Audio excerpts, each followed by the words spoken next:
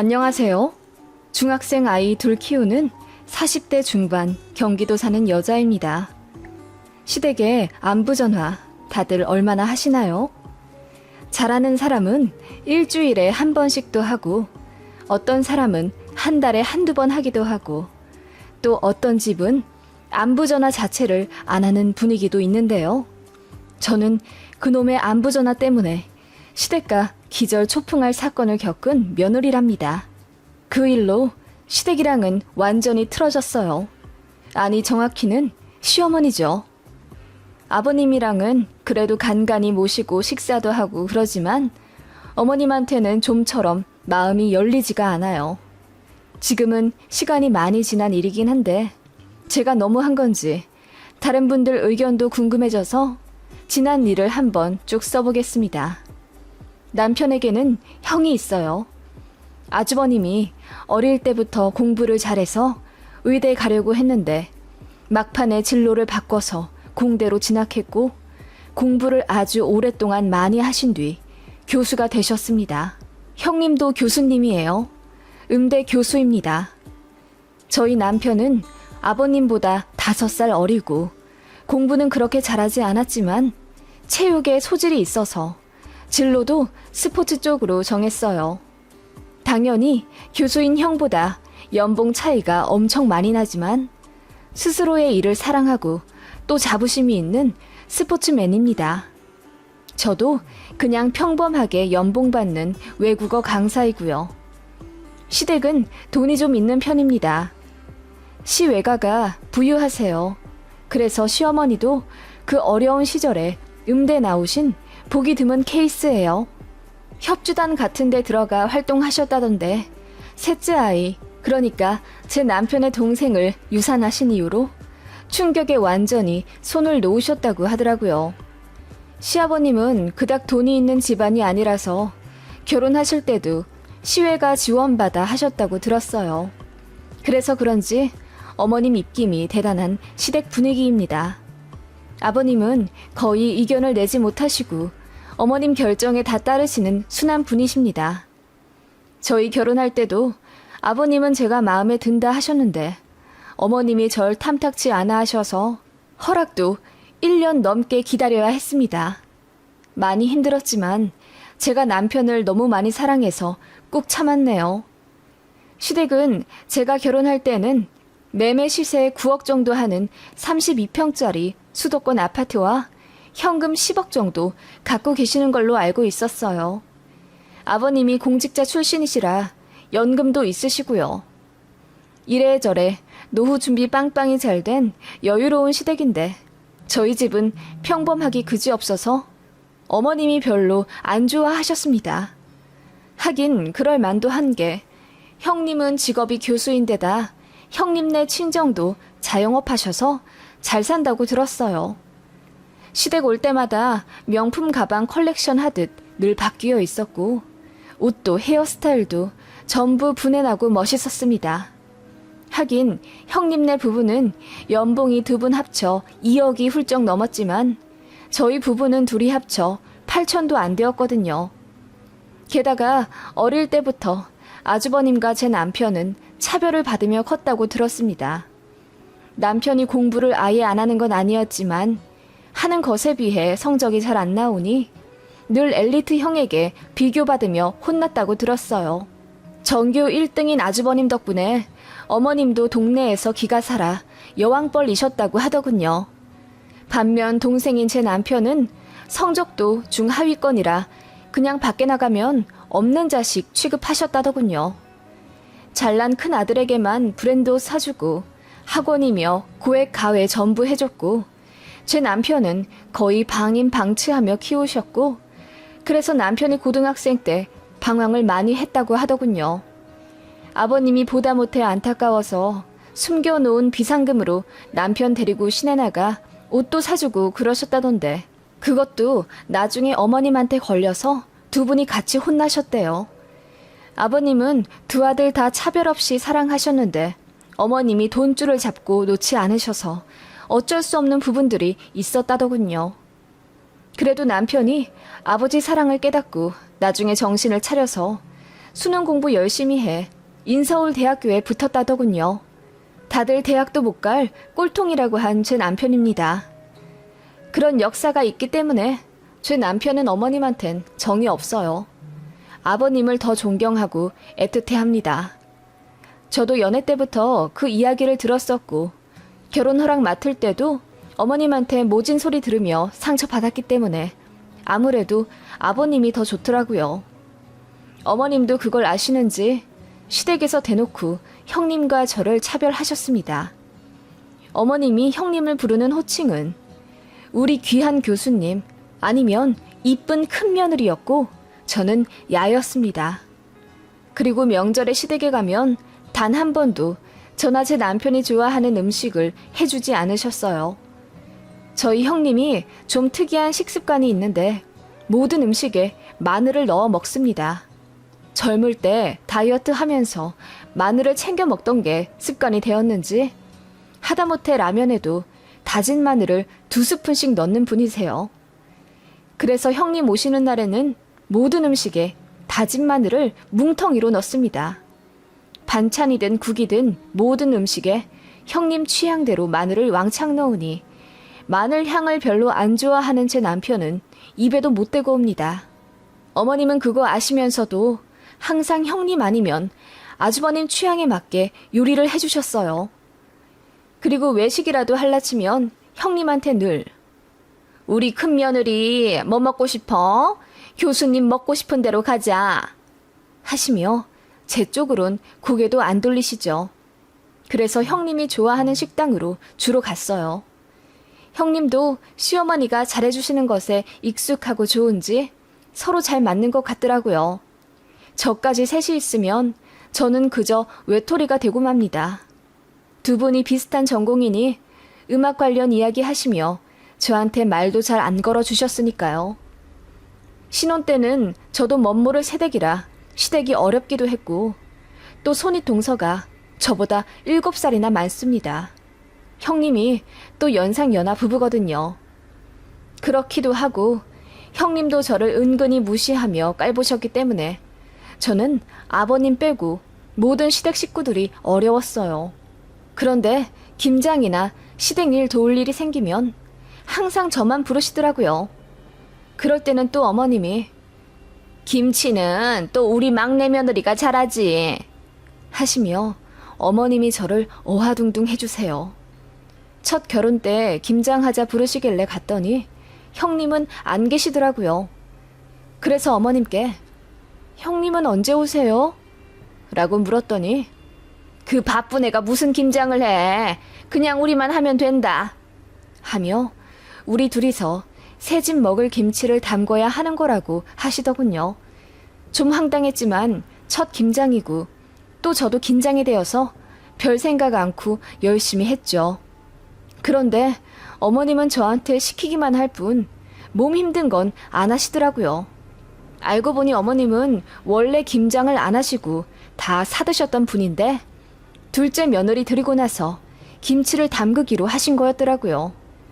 저는 그것도 모르고 혼자서 김치 150포기 담궜습니다. 게다가 형님이 마늘을 좋아한다는 이유로 다진 마늘을 정말 드럼통째 넣은 것 같아요. 그날 집에 오는데 온몸에서는 마늘 냄새 나지 어깨는 빠질 듯이 힘들지 서러워서 눈물이 줄줄 나더군요.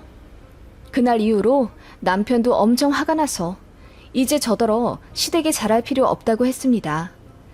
저는 그래도 어머님이 워낙 반대하셨던 결혼을 한 며느리라 잘하고 싶었던 마음이 컸던 것 같습니다. 그리고 제가 좀 더 잘하면 어머님이 남편도 더 봐주지 않으실까 싶어서 그래도 기본적인 도리 그 이상은 하고 싶었습니다. 어머님 때문에 힘이 쭉 빠져도 뒤에서 저를 챙겨주시는 자상하고 조용한 아버님 덕분에 시댁에 악감정 갖진 않았어요. 시댁에 안부 전화도 정말 자주 했어요. 사실 어머님이 결혼 조건으로 그리 말씀하셨습니다. 내가 보기에 너 우리 아들에 비해 잘난 것 없다. 그래도 착하고 순하다는 말에 내가 생각을 바꿔 결혼을 허락한 거니까 시댁에 잘하는 며느리 되거라. 명절에도 이틀은 자야 하고 안부 전화도 무조건 일주일에 한 번씩 해라. 네 형님도 나한테 전화 잘한다. 어머님 그 말씀 때문에 약속 지키려고 노력했어요. 안부 전화는 어머님이 먼저 요구하셔놓고는 매번 시큰둥하게 받으시더군요. 형님도 전화를 참 자주 하시는 것 같았어요. 그래서 어쩔 때는 어머님이 지난주에 네 형님이 나한테 3번이나 전화했다.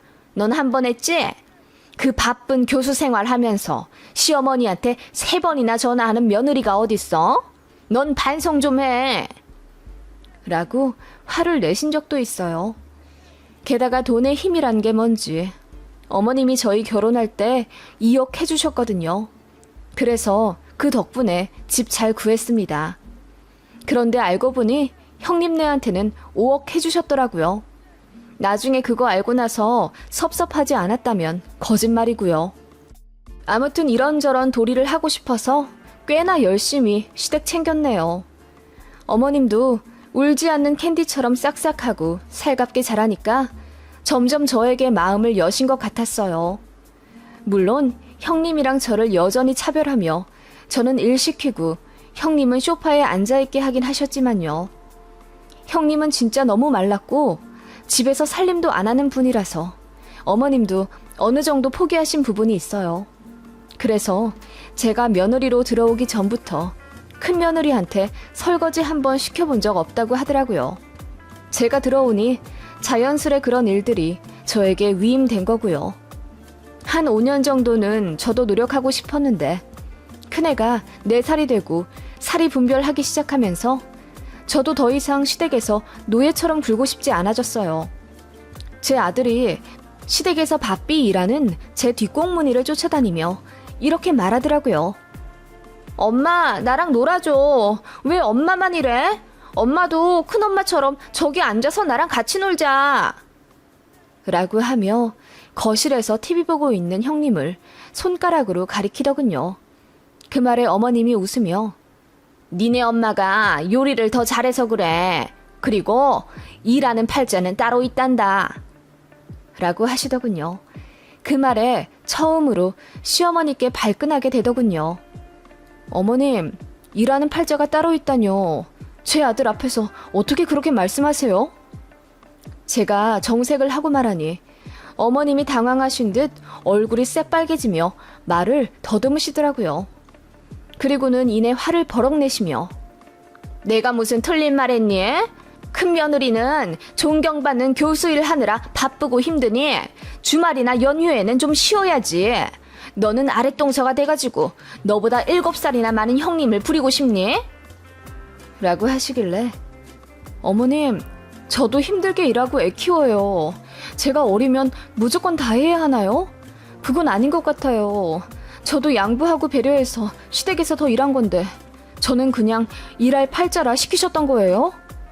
라며 제가 대들었습니다. 그러자 어머님이 갑자기 뒷목을 잡으시며 봐라 막내 며느리가 시어머니한테 개기는 것 좀 봐라. 세상에 나 넘어간다 하시며 부엌에서 쓰러지는 척 하시더군요. 온 식구들이 난리가 났네요. 아주버님은 119 부르자고 하고 형님은 자기 차에 모시고 병원에 간다고 난리였습니다. 그렇게 응급실에 갔는데 당연히 별 이상 없죠. 혈압도 정상이고 모든 게 정상이었습니다.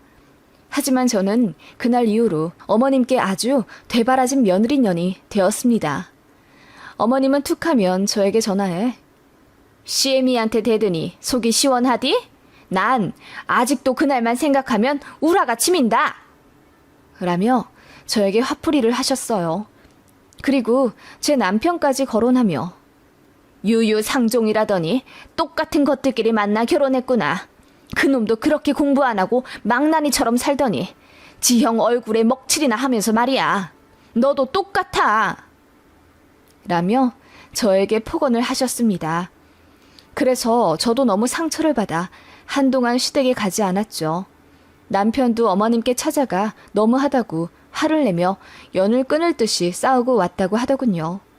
그러자 어머님께서 신혼집에 대준 2억을 당장 내놓으라 하셨습니다.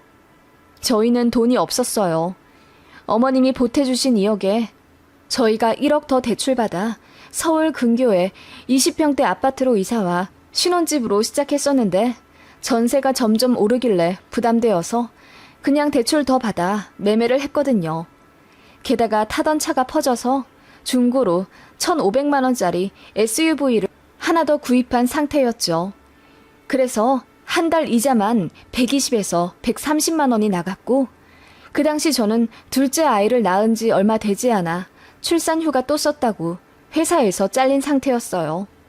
남편 월급은 300만 원대였고요. 아이는 둘이나 있지.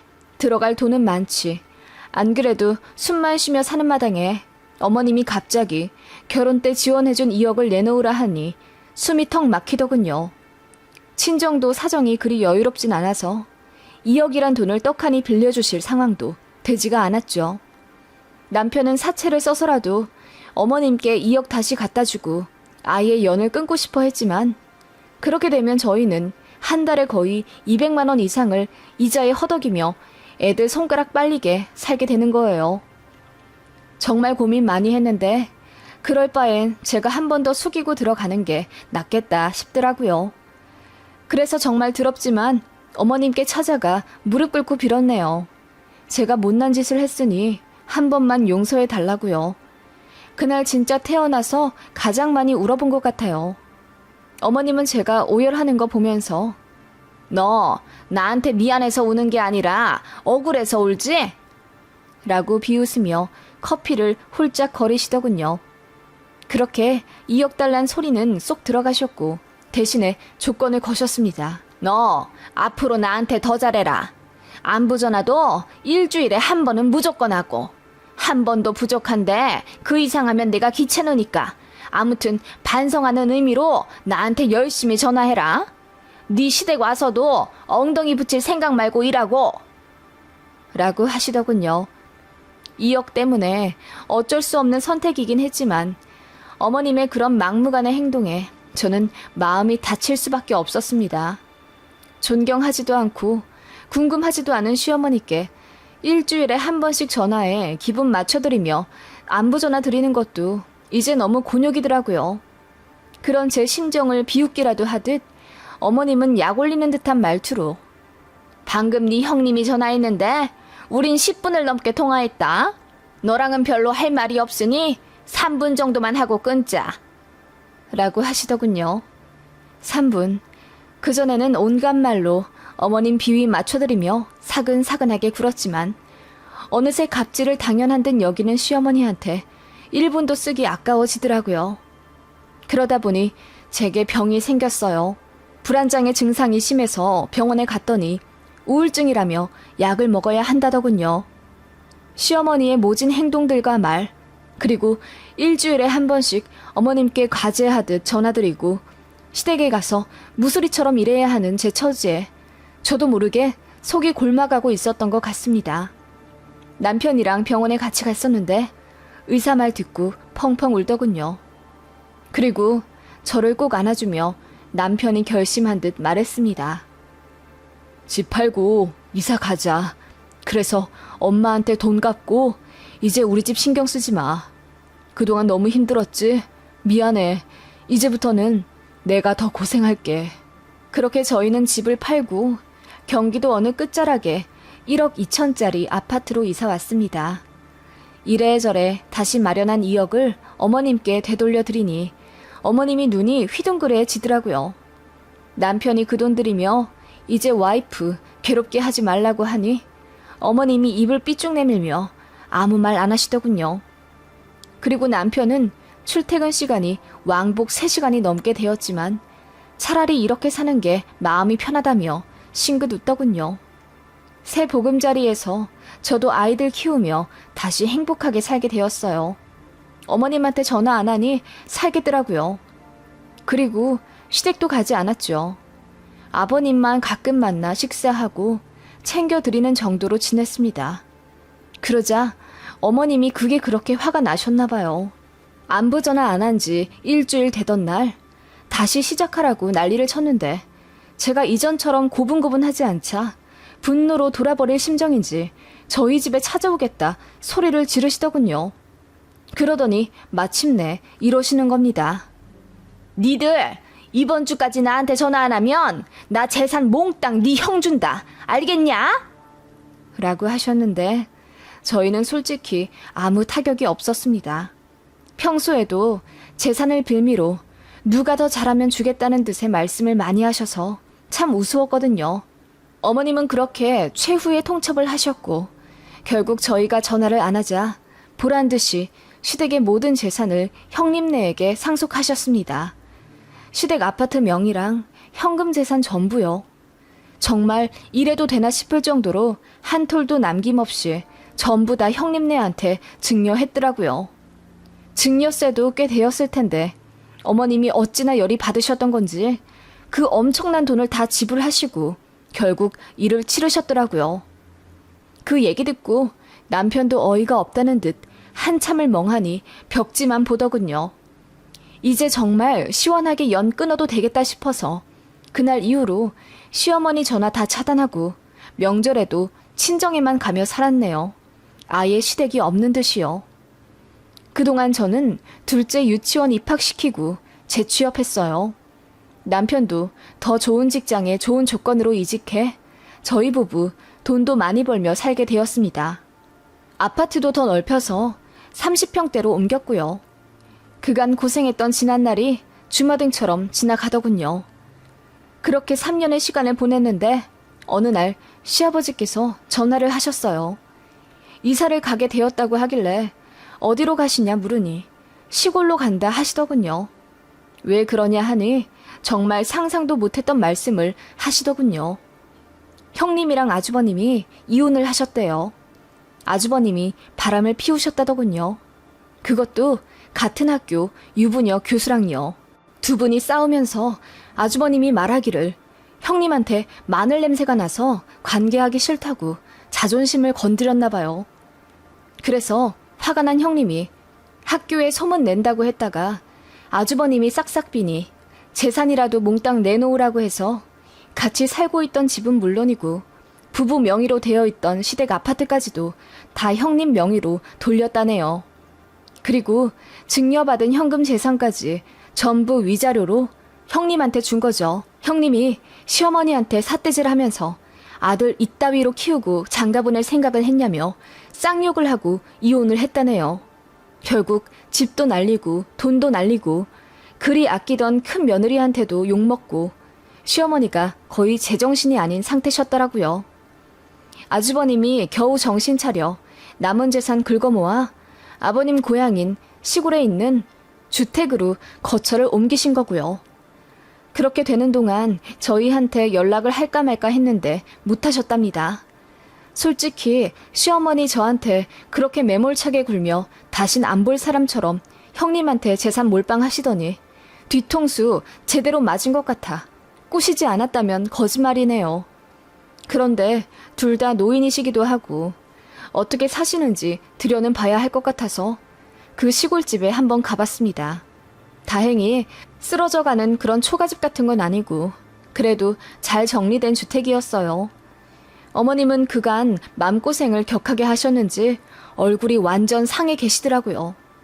애들은 뭣도 모르고 뒷산에서 뛰어놀고 저희 부부만 조용히 어머님 앞에 앉았습니다. 어머님이 저희 보시자마자 펑펑 우시더군요. 그놈들이 그렇게 내 뒤통수를 칠 줄이야. 내 집, 내 돈 다 날리고 이제 나는 아무것도 없구나. 아니다. 너희라도 있으니 다행이구나. 참 다행이야. 하시더군요. 그래서 제가 말했죠. 어머님, 그리 아끼던 큰아들 큰며느리한테 된통 뒤통수 맞으니 마음이 많이 속상하시죠? 그런데 저희도 형님네 그늘에 가려 무지막지하게 차별당하고 사는 동안 속이 많이 상해서 회복이 안 돼요. 저희랑 잘 지낼 생각하지 마세요. 이 사람은 아무리 그래도 피를 나눈 사이니 몰라도 일단 저는 아니에요. 어머님한테 상처 너무 많이 받아서 정신병까지 걸릴 정도였거든요. 그래서 앞으로도 저만 생각하며 살 거예요. 사실 여기 온 것도 아버님 뵈러 온 거지 어머님 걱정은 안 되더라고요. 이해하시죠? 저한테 연민 바라지 마세요. 라고 했더니 어머님이 망연자실한 표정을 지으시더군요. 그렇게 저희는 마트에서 장봐온 고깃거리 같은 거 내놓고 무표정한 얼굴로 다시 일어났어요. 어머님은 고개만 푹 숙인 채 계시더군요. 사실 시댁은 아버님 연금이 있기 때문에 사는 데는 지장 없으세요. 다만 이제 어머님은 자식 못 보고 사시는 거죠. 그게 벌써 10년 정도 전이니 시간이 그새 많이 흘렀네요. 아버님만 간간히 챙겨드리며 그렇게 살고 있습니다. 어머님은 저랑 통화하고 싶다며 바뀐 전화번호 알려달라 하시는데 절대 알려드리지 않았어요. 남편도 자기 엄마랑은 통화 절대 안 하고요. 큰아들인 아주버님도 면목이 없다며 본가에 찾아오지 않는다더군요. 그렇게 어머님 하며 따랐던 큰며느리도 재산을 다 가져간 후에 코빼기도 안 보이고요. 70이 훌쩍 넘은 어머님은 아는 사람 하나 없는 타지에서 그렇게 외로이 늙어가고 계십니다. 아버님한테 듣기로는 정신과 약도 다 드신다고 들었어요. 저도 어머님한테 잘해드리고 싶은 생각이 전혀 안 드네요. 그러고 보니 마음이란 게 한 번 돌아서면 끝인 것 같아요. 어머님은 사람 우습게 보고 기만해온 지난 날을 반성하고 사시겠죠? 아니면 아직도 속으로 절 욕하실까요? 문득 궁금해지네요.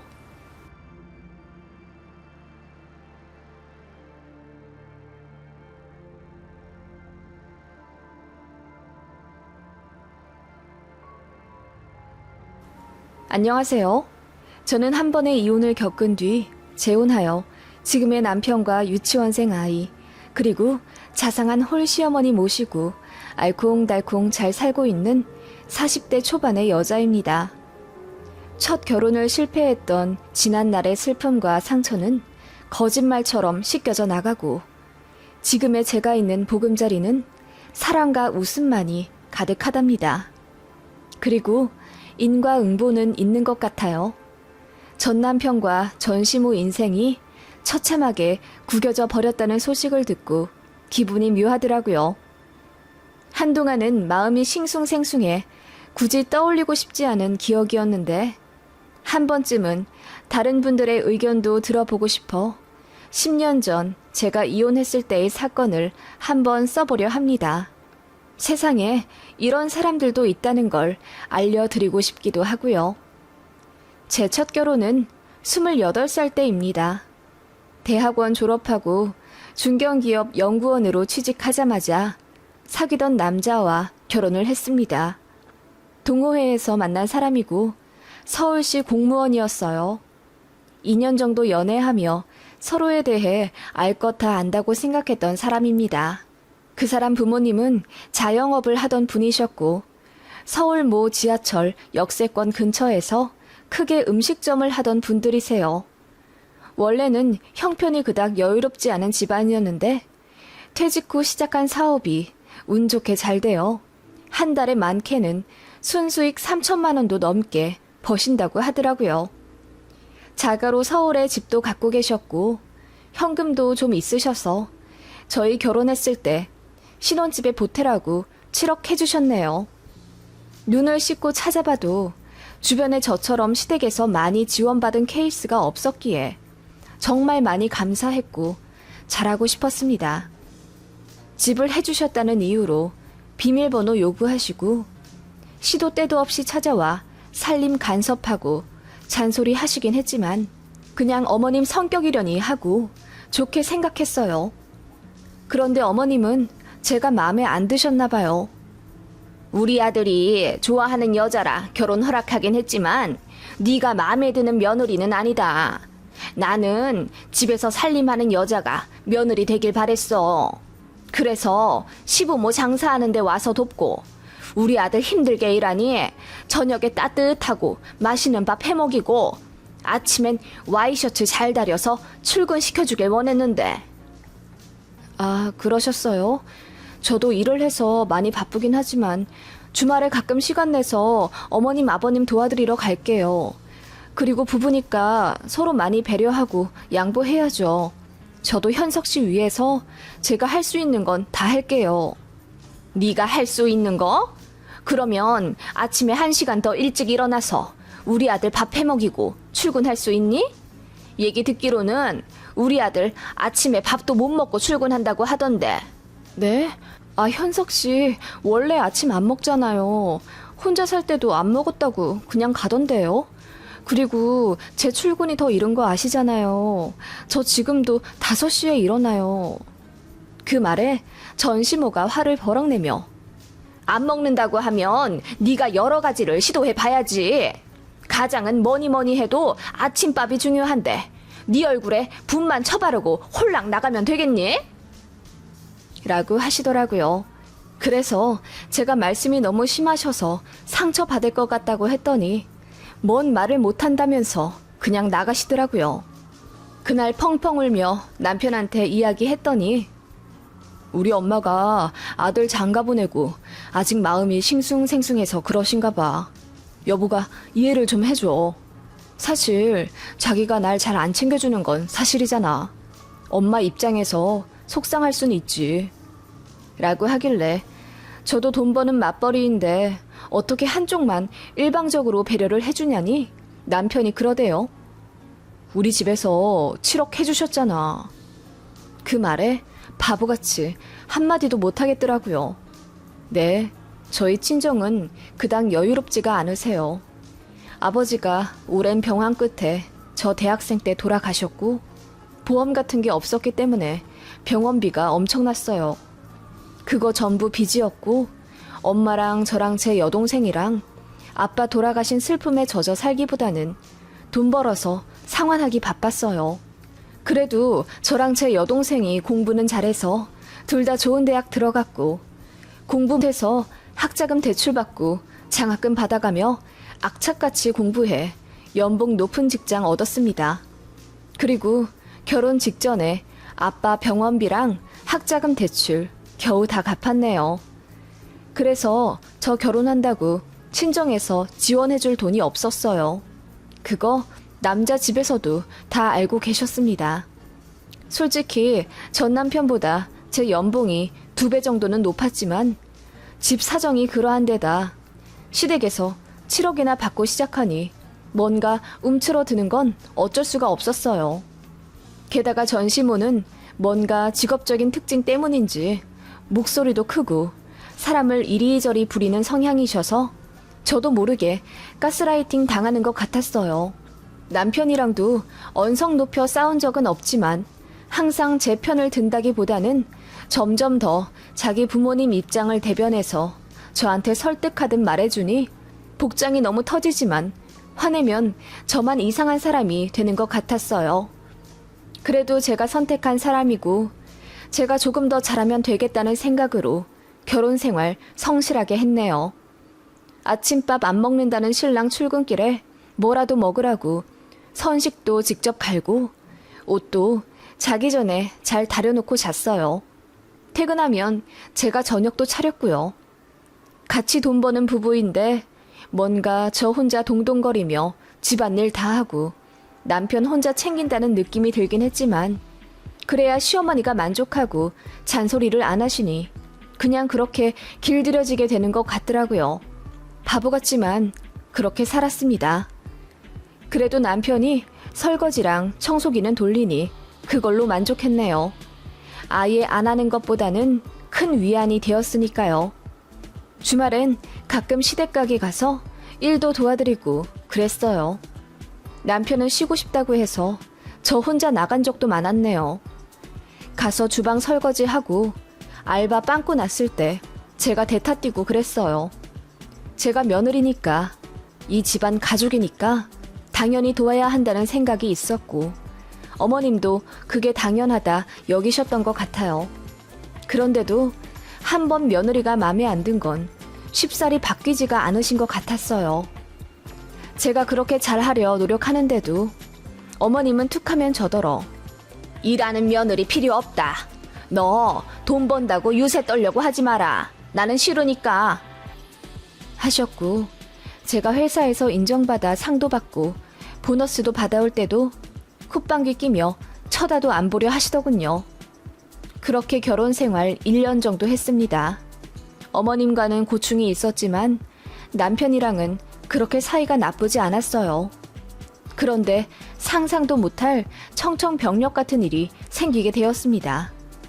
제가 너무 피곤하고 힘들어서 영양제를 왕창 먹고 살았는데 주변에서 저더러 병원 좀 가보라 하더군요. 그런데 일도 너무 바쁘고 퇴근하면 병원 문은 닫혀 있는 데다 토요일은 시댁 가게 가는 게 일상이었던지라 병원 갈 시간이 좀처럼 안 나더라고요. 그래서 미루고 미뤘는데 어느 날 거울을 보는데 제 모습이 좀 초췌하게 느껴지더라고요. 뭔가 문제가 있긴 한가 보다 싶어서 많이 바빴지만 회사 휴가 내고 건강검진을 받았습니다. 그런데 제가 암이라더군요. 갑상선 암이래요. 심지어 임파선까지 전이가 된 상황이라 수술하고도 항암 치료를 오래 해야 한다고 하더라고요. 갑상선 암이 치료가 쉽고 예후가 좋긴 하지만 저 같은 경우는 이미 전이가 된 상황이라 결코 쉽게 볼 문제가 아니더라고요. 눈물을 펑펑 흘리며 남편에게 이야기했더니 남편도 착잡한 표정이었어요. 저는 그게 아내를 잃을까봐 비통한 심정을 애써 참은 것이라 생각했네요. 하지만 그건 착각이었습니다. 제 말을 듣자마자 남편이 하는 말이 우리 엄마한텐 뭐라고 말하지? 이러는 거예요. 그래서 그게 무슨 말이냐고 하니 아니 안 그래도 자기를 아직도 마음에 안 들어 하시는데 자기가 몸까지 아프다고 하면 엄마가 정말 많이 화내실 것 같아. 그래서 자기 구박받을까 봐 라고 하더군요. 너무 어이가 없어서 지금 그게 중요한 거냐고.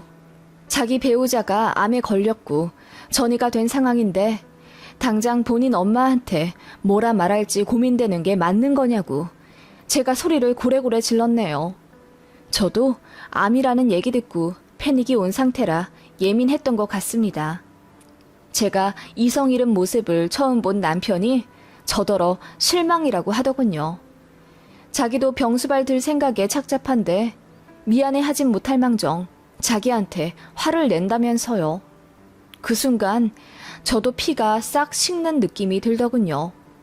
내가 배우자를 잘못 선택했구나. 덜컥 겁이 났던 순간이었던 것 같습니다. 남편은 본인이 알아서 집에 잘 이야기하겠다며 집을 나갔는데 1시간 뒤 시어머니 대동에서 집에 돌아왔더군요. 어머님이 잔뜩 흥분한 상태로 씩씩거리며 암이라고? 갑상선 암? 우리 아들이 좋다고 해서 어쩔 수 없이 뭐 하나 잘난 거 없는 가난한 집안 자식을 들였더니 몸뚱이도 성하지가 않은 거야? 돈이 없으면 건강이라도 해야 할 것 아니야? 라고 하시더군요. 네, 믿기 힘드시겠지만 정말입니다. 어머님이 그렇게 제 얼굴을 보자마자 걱정은커녕 화부터 내시더라고요. 제가 너무 서러워서 저도 아프고 싶어서 아픈 게 아니잖아요. 정말 너무하세요. 라며 울었더니 뭘 잘해서 우냐고 다그치시더군요. 그리고는 제 일을 지적하며 제가 몸에 안 좋은 화학 물질을 만져서 몸이 그렇게 된 거라며 다 제 탓이라고 하시더군요. 그러더니 아들을 껴안고 우는 소리를 하며 결혼한 지 얼마 되지도 않았는데 마누라 병수발이나 들어야 해서 어쩌노? 불쌍한 내 아들 하시는 겁니다. 그 모습에 저도 정이 떨어질 대로 떨어졌네요. 묵묵부답으로 서 있는 남편도 꼴보기가 싫어 그대로 안방에 들어와 드러누워 하염없이 울었네요. 그런데 시어머니가 입을 뒤집어 쓰고 우는 제 앞에서 핸드폰으로 어딘가에 전화를 걸더니 사부인 접니다 이러시더라고요. 깜짝 놀란 제가 벌떡 일어나 지금 뭐 하시냐 물었죠. 네, 시어머니가 제 친정엄마에게 전화를 거신 겁니다. 네, 얘기 들으셨죠? 며느리가 암이라네요. 게다가 전이까지 됐다는데 내가 아주 속상해 죽겠습니다. 네네, 사부인도 얼마나 속이 문드러지시겠습니까? 그런데요, 제 입장도 생각을 혹시 해보셨나요? 아들 장가 보낸 지 얼마 되지도 않아서 며느리가 암이랍니다. 어떻게 생각하세요? 어머님은 그렇게 화가 난 듯한 말투로 제 친정 엄마에게 다그치듯 전화를 하시더라고요. 제가 너무 놀라서 그만하시라고 전화기를 빼앗으려 하니 어머님이 큰 소리로 책임을 지세요. 나는 모릅니다. 수술을 해서 항암을 하더라도 사부인이 와서 병수발을 드세요. 난 우리 아들이 힘들어하는 걸 못 봅니다. 그리고 하자 있는 딸 시집 보낸 책임도 지셔야죠. 병원비도 사부인이 내세요. 내가 우리 아들 잘 살라고 7억이나 해줬는데 그쪽은 아무것도 안 해줬죠? 아니다. 냉장고 사라고 400만 원 해주셨던가? 500만 원도 아니고 400만 원 줄 거면은 안 주고 말지? 라며 저희 친정 엄마의 성의를 무시하는 발언까지 하더군요. 가뜩이나 딸이 암이라는 소식에 슬퍼하고 계시는데 그런 제 엄마에게 씻을 수 없는 상처를 준 시어머니를 죽이고 싶을 정도로 미웠습니다. 어머님은 그렇게 한바탕 난리를 치고 가셨고 남편은 고개를 떨군 채 아무 말 안 하더군요. 그래서 제가 먼저 말했습니다. 이혼하자고요. 그랬더니 안타까운 표정을 지으며 그래야겠지 하더군요. 더 볼 것도 없었습니다. 그냥 그렇게 헤어졌네요. 주변에선 이렇게 순하게 헤어지는 건 그 집만 좋은 일이라며 소송을 걸라고 했지만 저는 건강이 먼저이기에 스트레스 받고 싶지 않았어요. 마지막 배려라며 수술비에 쓰라고 남편이 1,000만 원 내주더군요. 안 받을까 하다가 그냥 받았습니다. 자존심이 밥 먹여주나 싶어서요. 이혼한다고 하니 시어머니가 그래, 잘 생각했다. 이제야 너를 위해 진심으로 기도해 줄 수 있을 것 같구나. 부디 건강하길 바라고 나한테 너무 서운해하지 마라. 너도 아들 낳아 키워보면 알게 될 거다. 완쾌해라. 하시더군요. 그게 더 상처였습니다. 가슴에 대못이 박힌 채로 저는 이혼을 했고 회사에 병가 내고 바로 치료 들어갔습니다. 제 여동생과 엄마가 제 간호를 해주셨고